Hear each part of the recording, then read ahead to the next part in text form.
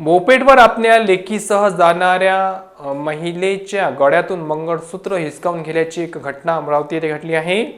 अमरावती शहरातील अरुणदेव शाळेजवळ 22 नोव्हेंबर रोजी सायंकाळच्या सुमारास झालेल्या चेन स्कॅनिंग प्रकरणी फिर्यादी मंगळवारी रात्री गाडगेनगर पोलीस ठाण्यात पोहोचल्या।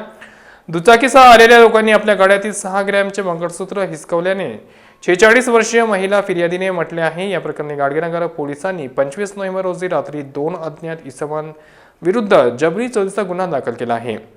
नंदनवन कॉलनी येथे राहणाऱ्या सरिता नामक 46 वर्षीय महिला या 22 नोव्हेंबर रोजी सायंकाळी 6 ते 7:30 वाजताच्या सुमारास मुलीसोबत मोपेडने घरी जात होत्या। त्याचवेळी दुचाकीवरून आलेल्या अनोळखी इसमांनी त्यातील एकाने त्यांच्या गळ्यातील 60,000 रुपये किमतीचे सोन्याचे मंगळसूत्र जबरीने हिसकावून पळ काढला। महिलेने आरडाओरडा केला, मात्र हे दोघेही दुचाकीने धूमस्टाईल पळून गेले। विशेष म्हणजे त्याच दिवशी सायंकाळी बडनेरा, राजापेठ व फिरोजपुरा पोलीस ठाण्याच्या हद्दीचे चेन स्कॅनिंगच्या 4 घटना घडल्या होत्या। त्यातील एका घटनेतील दागिना हा बेंटेक्सचा होता, त्यामुळे त्याची तक्रार नोंदवली गेली नाही।